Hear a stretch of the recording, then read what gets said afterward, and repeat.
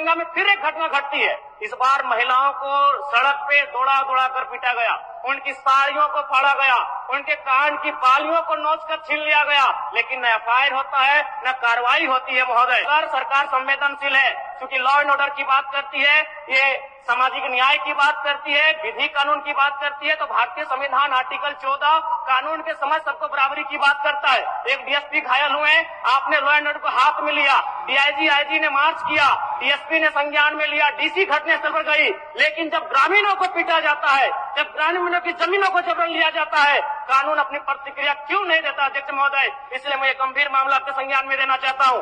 महोदय, भारत है कि जिसके पास भूमि नहीं है, सरकार उसे भूमि आवंटित करेगी, लेकिन यहाँ दुर्भाग्य इस राज्य का कि जिनकी भूमि है, सदियों से, हजारों वर्षों से भूमि पर वो जोत-तोड़ करते हैं, और आज लगता है कि ब्रिटानिया हुकूमत बरकरार है, ईस्ट इंडिया कंपनी का शासन इस राज्य में बरकरार है। आज इसी प्रशासन के जोर पर आज उनकी जमीनों का जबरन अधिग्रहण किया जाता है। मांडू का मामला को संज्ञान में लीजिए, सुरंगा का मामला संज्ञान में लीजिए, घोरा का मामला संज्ञान में लीजिए। अध्यक्ष महोदय, क्योंकि रोज रोज आपके डीएसपी घायल होने का इंतजार मत कीजिए। विधि के समक्ष अगर सब बराबर हैं, तो रेतों को भी जान जाती है, रेतों को भी चोट लगता है। इस मामले को संज्ञान में लेंगे। महोदय, मैं आगे कहना चाहूंगा, अभी वरिष्ठ नेता ने कहा लॉ एंड ऑर्डर, मैं मानता हूँ कि लॉ एंड ऑर्डर आपका है, लेकिन कहाँ अध्यक्ष महोदय? गांवों में, खेतों में, खलिहानों में, बालू और कोयला के खदानों में, माफियाओं की जेब में आपका लॉ एंड ऑर्डर है। महोदय, मैं पढ़ के बताना चाहूंगा, ओबी डंपिंग को लेकर भिड़ंत, फायरिंग, बमबाजी, रेती जमीन पर ओबी डंप किए जाने को लेकर पहले भी हो चुका है संघर्ष, चले थे गोली बम, मामला जीनागोड़ा का। देव प्रभा आउटसोर्सिंग के समर्थकों व ग्रामीणों में झड़प, पत्थरबाजी व फायरिंग, तीसरा थानेदार का हाथ टूटा। अचानक बमबाजी व फायरिंग से मची भगदड़, पुलिस की मौजूदगी में एक दूसरे पर पत्थर बरसाते लोग। मैंने कहा लॉ एंड ऑर्डर है अध्यक्ष महोदय, कहाँ? गांवों में, खेतों में, खलिहानों में, कोयला के खदानों में, माफियाओं की जेब में। अध्यक्ष महोदय, मामले को गंभीरता पूर्वक संज्ञान में लीजिए। अध्यक्ष महोदय, आज मैं महामहिम राज्यपाल महोदय के द्वारा प्रस्तुत अभिभाषण पे हो रहे वाद विवाद पर अपनी प्रतिक्रिया देने के लिए आया हूँ। महोदय, एक छोटी सी कहानी मैं बताना चाहूंगा। एक महिला थी, उसकी छोटी बच्ची जिसकी उम्र 5 वर्ष थी, वो अपनी माँ से आकर पूछती है कि माँ, छोटे भाई का मृत्यु कब होगा? तो माँ ने पूछा कि बेटी तुम ऐसा क्यों कह रही हो, अपने छोटे भाई को मरने के लिए क्यों कह रही हो? तो छोटी सी गुड़िया ने कहा कि माँ, बड़े भाई की जब मृत्यु हुई थी तो बहुत सारे लोग हमें खाना देने के लिए आए थे, हमारे घर में भोजन नहीं था, हमें कपड़े नहीं था, तो बहुत सारे लोग हमसे मिलने आए थे और हमें खाना देकर गए थे, और मैं चाहती हूँ कि छोटा भाई अगर मर जाएगा तो शायद बहुत सारे लोग आएंगे, हमें भोजन देंगे, हमें खाना देंगे, हमें कपड़े देंगे, क्योंकि हम 4-5 दिनों से भूखे हैं।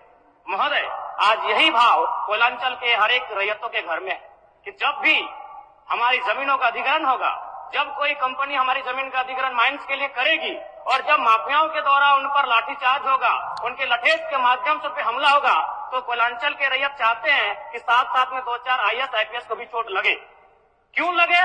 न विगत कुछ दिन पहले बाघमारा में एक घटना घटी थी, हिलटॉप कंपनी का मामला था, डीएसपी महोदय घायल हुए थे, सरकार ने वीडियो कॉल से बात किया था, सरकार ने उस मामले को संज्ञान में लिया था, लेकिन ठीक उसके कुछ दिन बाद सिंदरी के सुरंगा में फिर एक घटना घटती है। इस बार महिलाओं को सड़क पे दौड़ा दौड़ा कर पीटा गया, उनकी साड़ियों को फाड़ा गया, उनके कान की बालियों को नोच कर छीन लिया गया, लेकिन न एफआईआर होता है न कार्रवाई होती है। महोदय, इसी प्रकार से आज एक मामला संज्ञान में आया है, मैं सदन को सचेत करना चाहूंगा, ये मामला मांडू का है। महोदय, मांडू के प्रभावित गांव बसंतपुर, पचड़ा, कोतरे, बालमहुआ, हुरदाग, रहवन, पचमो, इचाकडी, बरगैया, छोटाटा, लइयो, दनिया, यहाँ एक कंपनी है, उस कंपनी का नाम है पावर मेक लिमिटेड, और उसकी सहयोगी कंपनी अमर इंडिया लिमिटेड।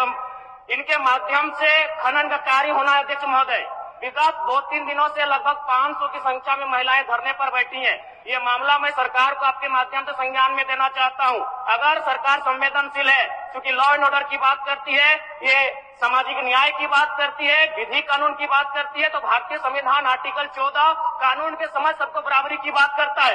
एक डीएसपी घायल हुए, आपने लॉ एंड ऑर्डर को हाथ में लिया, डीआईजी आईजी ने मार्च किया, डीएसपी ने संज्ञान में लिया, डीसी घटनास्थल पर गई, लेकिन जब ग्रामीणों को पीटा जाता है, जब ग्रामीणों की जमीनों को जबरन लिया जाता है, कानून अपनी प्रतिक्रिया क्यों नहीं देता? अध्यक्ष महोदय, इसलिए मैं गंभीर मामला आपके